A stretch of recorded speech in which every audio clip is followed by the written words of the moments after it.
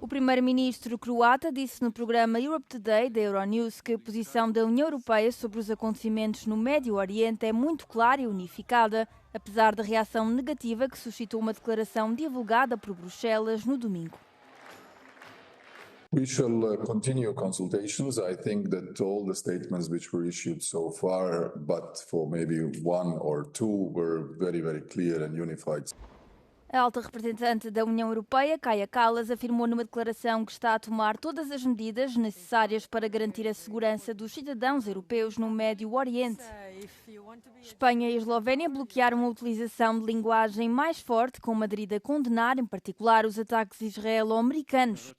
O primeiro-ministro croata argumentou que a liderança neste tema foi assumida por França, pela Alemanha e pelo Reino Unido.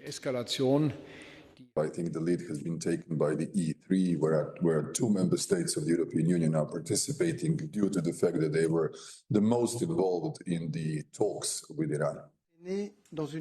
Os três países divulgaram uma declaração conjunta na qual dizem que estão prontos para tomar medidas defensivas para destruir a capacidade do Irão de disparar mísseis e drones. Uma ação unilateral que não é sustentada pela Carta das Nações Unidas. Foi assim que o ministro espanhol dos Negócios Estrangeiros descreveu ao Europe Today da Euronews os ataques dos Estados Unidos e Israel ao Irão. Ao mesmo tempo, José Manuel Albares condenou as ações de retaliação do Irão contra vários países no Médio Oriente. We see today that the war is spreading in the whole region in the Middle East. There are unjustified attacks from Iran to many countries in the Middle East that we clearly condemn. Today we are seeing the extension of the war to Lebanon, and the instability in the region is something that really worries us. O ministro acrescentou que, à medida que o conflito se alastra, a Espanha e a União Europeia devem ser a voz da razão, que tenta equilibrar o que está a acontecer e que fala na desaceleração e do regresso à diplomacia e negociação. O primeiro-ministro espanhol Pedro Sánchez é o único líder da União Europeia a condenar abertamente os ataques dos Estados Unidos e Israel ao Irão, que desencadearam um conflito crescente na região.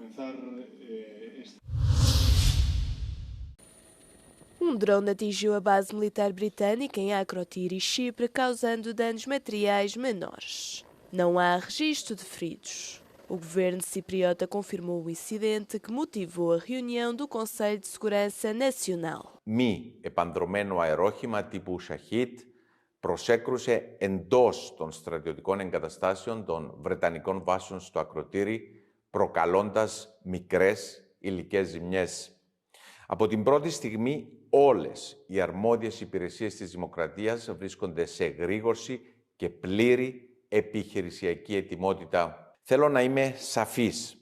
Η πατρίδα μας δεν μετέχει με ιονδήποτε τρόπο κι ούτε προτίθεται να αποτελέσει μέρος οποιασδήποτε στρατιωτικής επιχείρησης.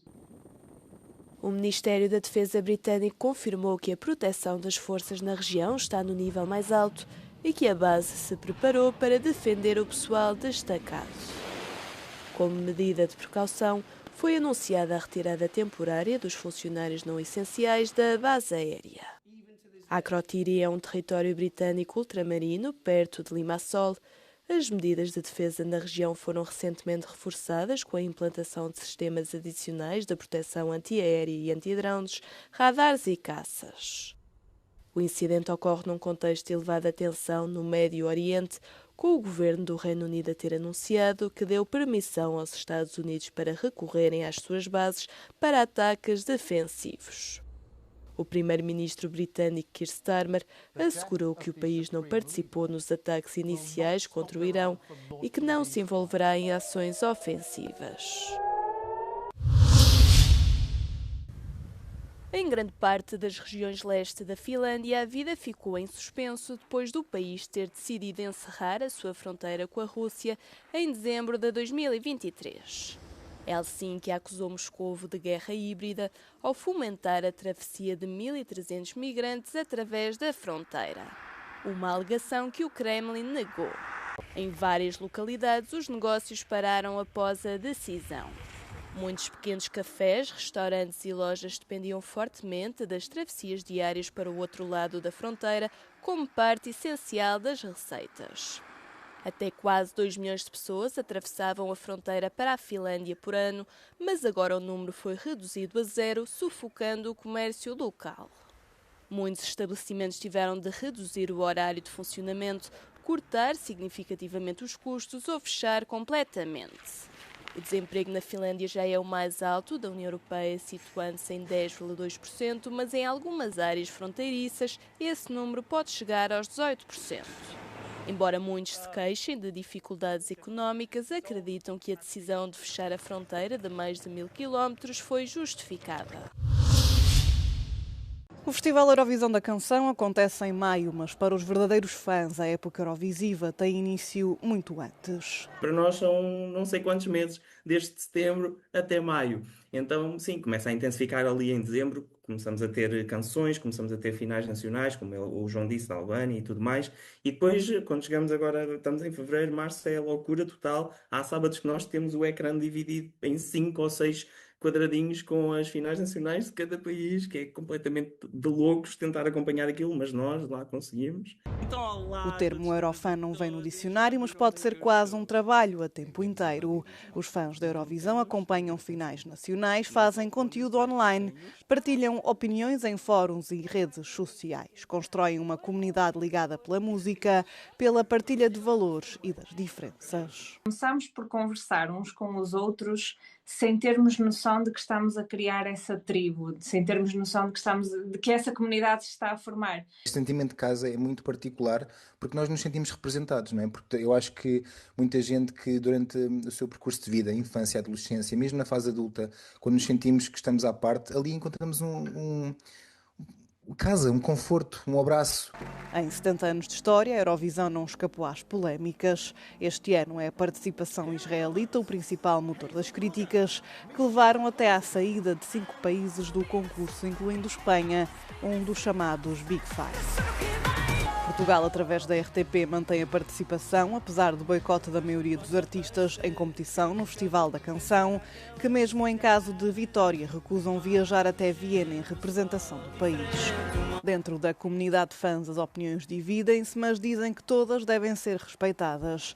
Não negam, porém, o impacto da polémica no concurso. Tendo em conta aquilo que se passa, há quem defenda que determinados países não deveriam participar.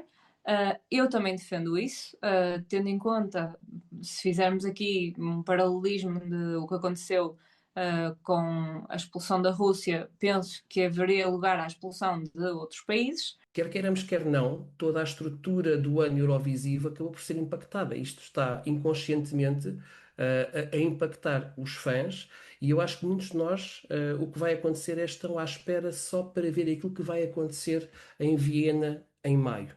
A final da Eurovisão tem lugar no dia 16 de maio, em Viena, Áustria. A edição deste ano tem a participação oficial de 35 países.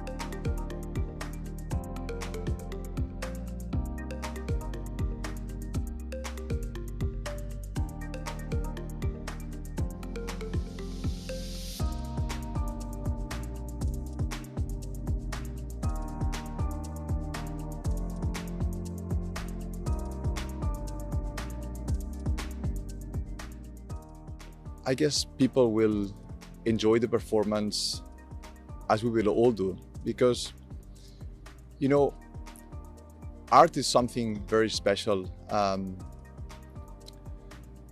It can be mysterious, it can be inspirative.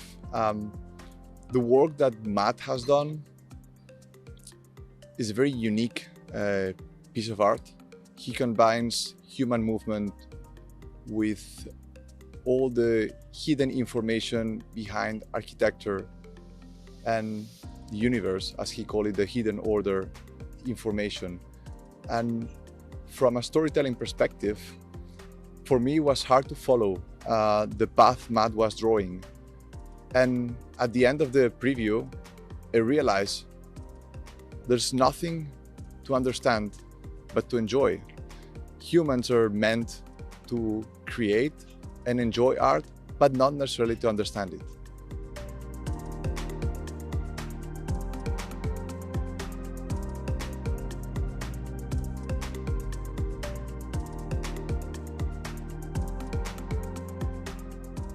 And we get a lot of questions about people wanting to see the projection mapping throughout the year.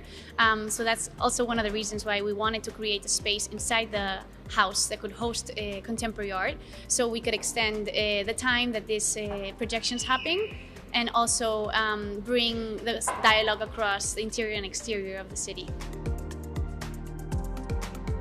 So we try and really document all of the projects and create and share that on our social media. We have a huge social media community that's quite engaged. Even we get a lot of messages from Argentina. That's kind of the biggest audience we have online, which is kind of weird considering that it's so far away, yet the engagement with Gaudí is still there. And also we're hoping that with Contemporary we can later down the road take it outside of the house and show Gaudí's work in a way that can reach many millions more outside.